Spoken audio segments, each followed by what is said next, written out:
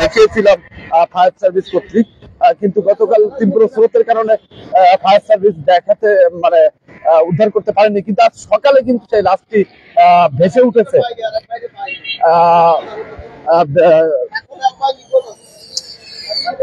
আমাদের একটু যাইতে দেন, আপনি ওইটার পিছু থাকবেন না। ধ্যান ঢিলে গেল কেন? কিন্তু আজ সকালে কিন্তু যে বেলফুলিয়া যে পুলিশ বাড়ির সামনে কিন্তু গতকাল নিখোঁজের মরদেহ কিন্তু ভেসে ওঠে। ভাই এনার নাম কি?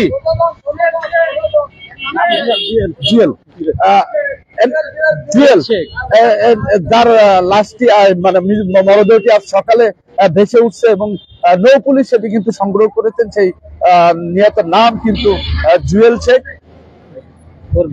এবং আরেকজন এই জুয়েল শেখের আরেক সহোদর ভাই আরিফ রুবেল সে কিন্তু নিহত আছেন।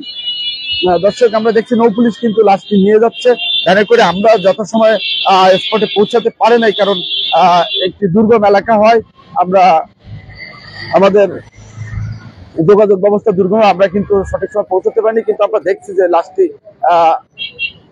নৌ পুলিশ নিয়ে যাচ্ছে। কিন্তু তার নিহতের পরিবার দাবি করছেন যে এই জুয়েলের আরেক ভাই রুবেল সে কিন্তু এখনো নিয়ে যাচ্ছেন এবং তার দোকানটি কিন্তু এই যে ভাঙচুর করা হয়েছে, তার দোকান বাজারে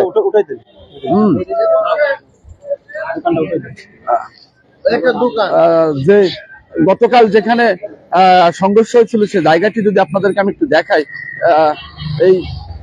এই দোকানেই কিন্তু সেই গত পরশু যে সংঘর্ষটি হয়েছিল ব্যবসায়ীর সেই দোকানটি কিন্তু আমরা দেখছি এই দোকানেই কিন্তু ঘটনা ঘটেছিল এবং ঘটনার এক পর্যায়ে এই পথ দিয়ে কিন্তু নদীতে লাফ দিয়েছিলেন ওই জুয়েল এবং রুবেল দুই ভাই। দর্শক আমরা আবার চলে যাব লাশের কাছে। লাশটি নৌ পুলিশ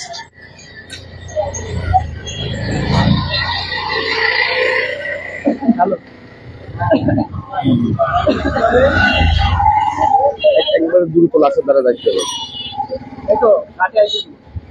দর্শক গতকাল কিন্তু মাংস ব্যবসাকে কেন্দ্র করে শুক্রবার সকালে মাংস ব্যবসাকে কেন্দ্র করে একটা লেনদেনের জের ধরেই সূত্র ধরেই কিন্তু এই সংঘর্ষটি ঘটেছিল। সংঘর্ষের এক পর্যায়ে উনি আত্মরক্ষায় নদীতে লাফিয়ে পড়েন এবং তার মরদেহটি গতকাল খুঁজতে ফায়ার সার্ভিসের ডুবুরি টিম কিন্তু হ্যাঁ আপনি বলেন। হ্যাঁ আমরা শুনবো একজন আপনি বলেন। আমি তো ছিলাম না, আমি তো সাথে ছিলাম না, হ্যাঁ শোনা সেটা বলেন, আপনারা কি শুনছেন? আমি যতটুকু জানি না, দেখালো মিথ্যা হয়ে গেল, আপনি যেভাবে দর্শক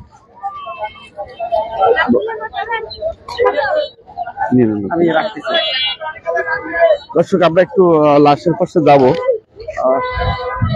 আজকে দেখানোর জন্য।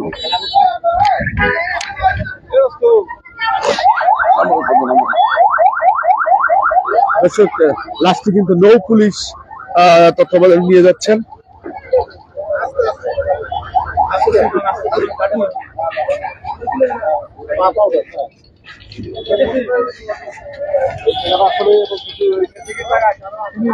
ভাই লাশটি কোথায় পাওয়া গিয়েছিল? ভেসে উঠছিল কোথায়?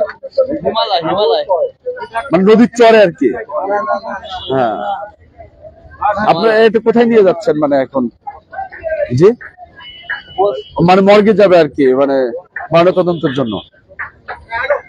জি জি লাশটি কিন্তু খুলনা মেডিকেল কলেজ হসপিটাল নেওয়া হচ্ছে ময়নাতদন্তের জন্য।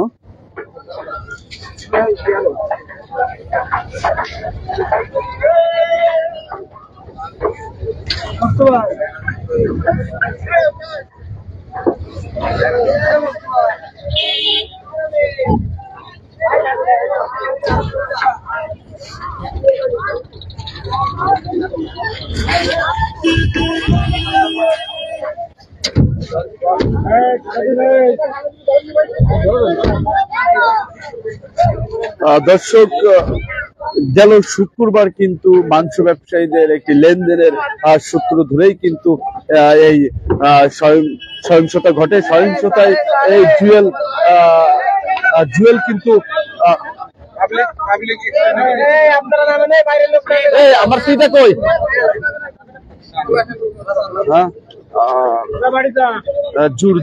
জের ধরেই কিন্তু সংঘর্ষ ঘটে। তখন এই রুবেল শেখ উনি কিন্তু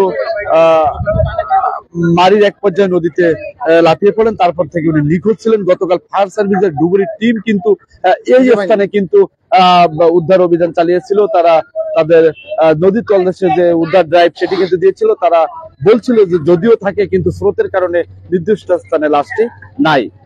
তারপরে আজ সকালে কিন্তু এই নিহতের মরদেহ একটি চরে পাওয়া যায়, চরে আটকে যায়। যদি আপনি কিছু বলেন তো।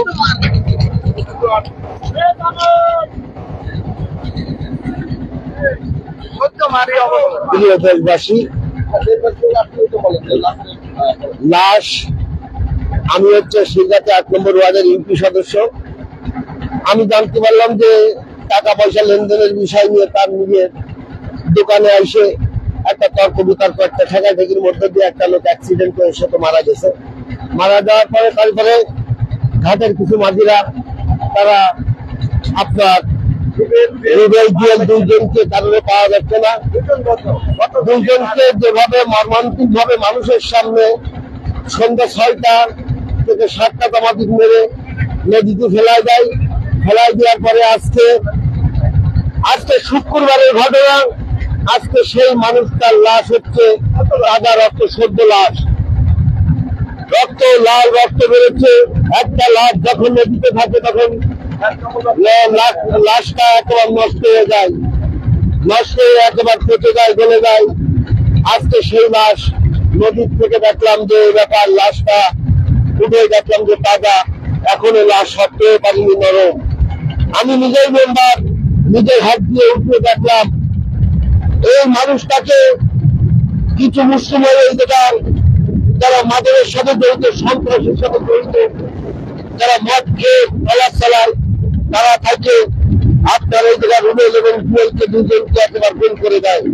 আমরা আপনার ভোটের বাজার থেকে শুরু করে বেতন করার 10 গেট তামাদি আমি মনের মেম্বার, নাওয়া নেই, খাওয়া নেই। জি, কোথায় পাওয়া গেছিল?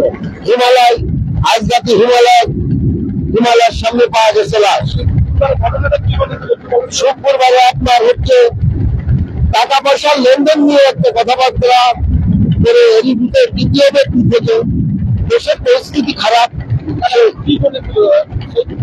ওই থেকে টাকা পয়সার কথা বলা বলি নিয়ে একটা কথাবার্তা চলেছে। চলার পরে দুজনের মধ্যে একটু কথা কাটাকাটি হয়েছে, তর্ক বিতর্ক হয়েছে। এরই মধ্যে দিয়ে খুলনা শহরে বাড়ি কে বাকিটা ওটা আমি জানি, কিন্তু শোনা কথা আমার যে ছেলেটা আইছিল, সে ভাই হিসেবে আইছিল। আজকে প্রথমত জুয়েলের গায়ে আঘাত করে, রুবেলের গায়ে আঘাত করে, করার পরে ওদের ব্যবসায় হচ্ছে গরু কাটার ব্যবসা। ওদের কাছে সুন্দর করে আঘাত করার পরে তারপরে হচ্ছে আপনার ওই জায়গায় একটা লোক মারা যায়। মারা যাওয়ার পর মুহূর্তে মাঝিরা তাদেরকে গণহারে তার দোকানের মধ্যে টাকা পয়সা, গোস্ত, 3টে গরুর গোস্ত, সমস্ত সবকিছু মাঝিরা আপনার লুটপাট করে নিয়ে যায়। তা আপনাদের কাছে একটি কথা বলতে চাই, আজকে ইউনিয়নবাসী, এই আসামি যারা রুবেল জুয়েলকে দুইজনকে মেরেছে তাদেরকে দৃষ্টান্ত শাস্তি চাই। এই শাস্তি হচ্ছে ফাঁসিজনক।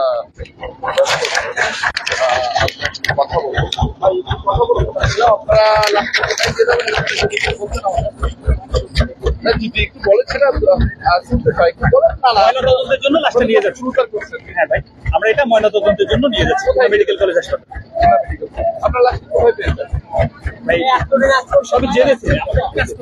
ধন্যবাদ। আমরা কিন্তু আমি ওই স্পটে যাইতে পারি না।